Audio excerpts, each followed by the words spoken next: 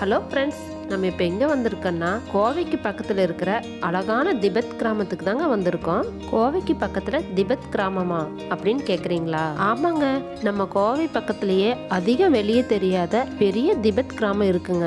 இப்போ நம்ம அங்கே தாங்க வந்திருக்கோம். இந்த திபெத் கிராமத்துக்கு எப்படி வர்றதுங்கிறதையும் இந்த கிராமத்தோட சிறப்புகளையும் சொல்லியிருக்கோம். வீடியோவை ஸ்கிப் பண்ணாமல் முழுசாக பாருங்கள். மயிலம்பூ சேனலுக்கு புதுசாக வந்திருக்கீங்கன்னா நம்ம சேனலை சப்ஸ்கிரைப் பண்ணிடுங்க.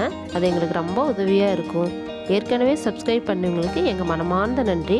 வாங்க வீடியோக்குள்ளே போகலாம்.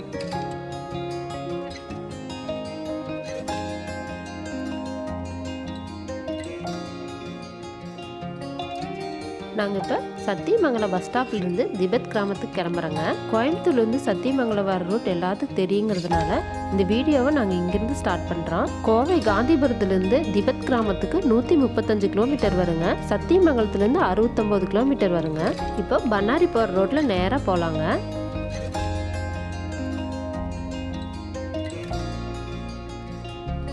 இந்த பவானி ஆத்து பாலத்திலிருந்து இடது பக்கமாக திரும்பி நேராக போகணுங்க. இந்த வழியாக தாங்க பவானி சாகர் டேம், திப்பம், மைசூர், கர்நாடகா போன்ற ஊர்களுக்கெல்லாம் போகணுங்க.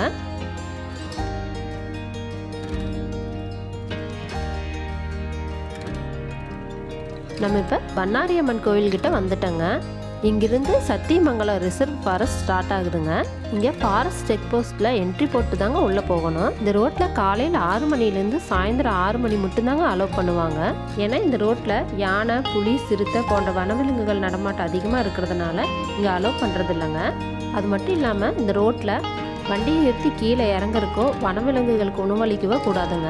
இதெல்லாம் செக் போஸ்ட்டில் சொல்லி தாங்க உள்ள அனுப்புவாங்க. உங்களுக்கு அதிர்ஷ்டம் இருந்தால் போகிற வழியில் வனவிலங்குகள் பார்த்துட்டே போகலாங்க. நம்ம இப்போ திபெத் கிராமத்துக்கு போகிறதுக்கு திப்பம் மலை ஏறி கொல்லேகால் போகிற வழியில் போகணுங்க. கீழிருந்து திப்பம் மலை மேலே போக வரைக்கும் 27 ஏர்பின் பெண்டு இருக்குங்க. நம்ம பார்த்து சேஃபாக போய்க்கலாம்.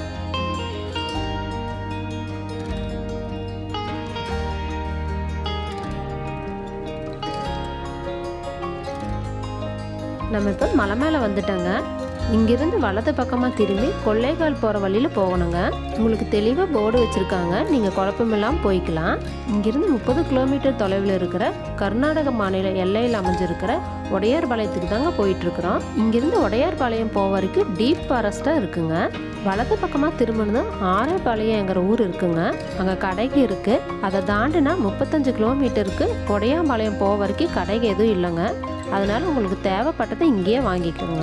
திப்பம் ரோட்டில் இருக்கிறத விட இந்த ரோட்டில் தாங்க வனவிலங்குகள் நடமாட்டம் அதிகமாக இருக்குது. அதனால முடிஞ்ச வரைக்கும் வண்டியை எங்கேயும் வழியில் நிறுத்தாமல் உடையார்பாளையம் போயிருங்க.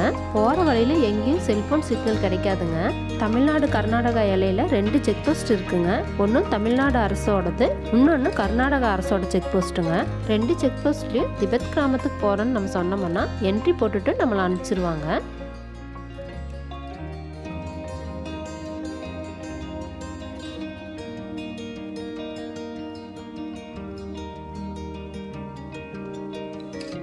நம்ம இப்போ உடையார்பாளையம் ஊருக்குள்ளார வந்துட்டோங்க.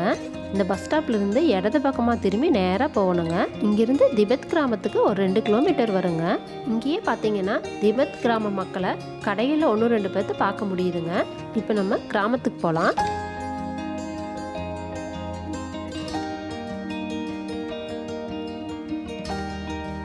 நம்ம இப்போ திபெத் கிராமத்துக்கு வந்துட்டோங்க. வாங்க நம்ம இப்போ உள்ளே போய் பார்க்கலாம். திபெத்தியன் கிராமத்துக்குள்ளார உள்ள நுழைஞ்சதுமே ஒரு அழகான சின்ன டெம்பிளை பார்க்க முடியுதுங்க. இந்த டெம்பிளை ஒட்டியே புத்த பிஸ்ட் தங்குற ஒரு சின்ன மடம் ஒன்று இருக்குங்க. இந்த டெம்பிள் பார்த்தீங்கன்னா திபெத் முறைப்படியே கட்டியிருக்காங்க. இது ப்ரேயர் டைம் இல்லாதனால இங்கே புத்த பிஸ்ட் யாரும் இல்லைங்க. ப்ரேயர் டயத்தில் இங்கே புத்த பிஸ்ட்டு இருப்பாங்க. இந்த டெம்பிளை ஒட்டியே அவங்களோட கிராமம் இருக்குங்க. இந்த கிராமத்தில் பார்த்தீங்கன்னா சில வீடுகள் திபெத் முறைப்படியும் சில வீடுகள் இந்திய முறைப்படியும் இருக்குங்க. இந்த கிராமத்திலேயே முக்கியமான டெம்பிளாக இருக்கிற டான்ட்லிங் மொனஸ்ட்ரியை போய் பார்க்கலாம். அந்த டெம்பிள் இங்கிருந்து ஒரு 1/2 கிலோமீட்டரில் இருக்குங்க. இங்கே யாரை கேட்டாலும் உங்களுக்கு வழி சொல்லுவாங்க.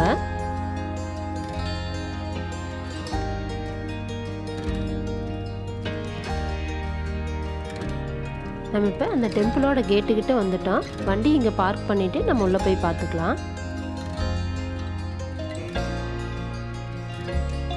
இந்த திபெத்தியன் கிராமம் பார்த்தீங்கன்னா கர்நாடகா மலை மேலே உடையார்பாளையங்கிற ஊர் பக்கத்தில் அமைஞ்சிருக்குங்க.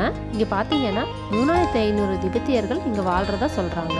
இந்த டெம்பிளை உள்ளே போய் சுற்றி பார்க்கறதுக்கு காலையில் 8 மணிலேருந்து ஈவினிங் 6 மணி மட்டும் அலோவ் பண்ணுறாங்க. இங்கே உள்ளே போய் சுற்றி பார்க்கறதுக்கு ஃபீஸ் எல்லாம் எதுவும் இல்லைங்க.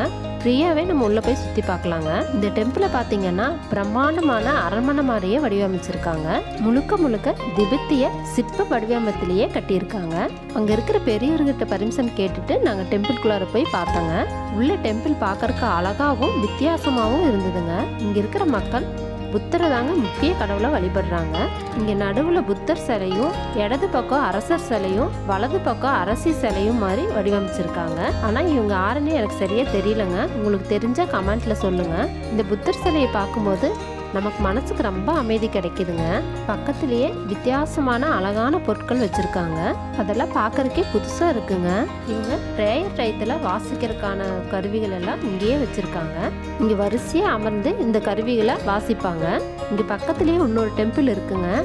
பிரேயர் டைம் சொல்லியிருக்காங்க. நம்ம அந்த டயத்துல அங்கே போய் பார்க்கலாம் அவங்க எப்படி ப்ரேயர் பண்ணுறாங்கன்னு. கோயிலுக்கு வெளியில் ஒரு தூணும், அதுக்கு பக்கத்துலேயே விளக்கேற்றுறதுக்காக ஒரு பாக்ஸும் வச்சுருக்காங்க. அது பார்க்கவே வித்தியாசமாக இருக்குங்க.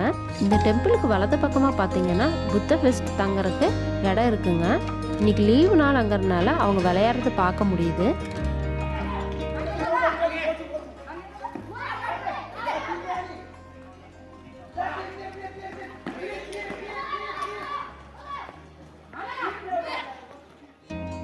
டெம்பிளுக்கு பின்னாடி சின்ன சைஸில் நிறைய ப்ரேயர் வீல் வச்சுருக்காங்க. இது பார்க்குறக்கே ரொம்ப அழகாக இருக்குங்க. இதில் அவங்க மந்திரங்களை எழுதியிருக்காங்க. இதை சுற்றி விடும்போது ப்ரேயர் பண்ணுறதுக்கான பலன் கிடைக்கும்னு சொல்கிறாங்க. எல்லா டெம்பிளுக்கும் வெளியில் பார்த்தீங்கன்னா ஒயிட் கலரில் சின்ன சின்ன கோபுரம் மாதிரி கட்டியிருக்காங்க. இதுக்கு பேர் புத்திஸ்ட் தூபான்னு சொல்கிறாங்க. இது எல்லா டெம்பிள்லையும் கட்டியிருக்காங்க. குறிப்பாக கிழக்கு திசை பார்த்த மாதிரி தான் கட்டியிருக்காங்க. அதுக்கு பக்கத்துலேயே பெரிய சைஸில் ப்ரேயர் வில் வச்சுருக்காங்க. இதுலேயே நிறைய மந்திரங்கள் எழுதியிருக்காங்க. நாங்களும் அதை சுற்றி விட்டு ப்ரேயர் பண்ண தான் நினச்சிக்கிட்டோம். திபெத்திலிருந்து பல 100 கிலோமீட்டர் தாண்டி கர்நாடகாவில் வந்து குடியேறினதுக்கான காரணங்களையும் இவங்களோட கல்வி முறை, வாழ்க்கை, விவசாயம், வழிபாட்டு முறைகளையும் பார்ட் 2 வீடியோவில் சொல்லியிருக்கோம். அதை மிஸ் பண்ணாமல் பாருங்கள். இந்த வீடியோவை இவ்வளோ நேரம் பொறுமையாக பார்த்தவங்களுக்கு ரொம்ப நன்றி. சப்ஸ்கிரைப் பண்ணி தொடர்ந்து உங்கள் ஆதரவை எங்கள் சேனலுக்கு கொடுங்க. நன்றி.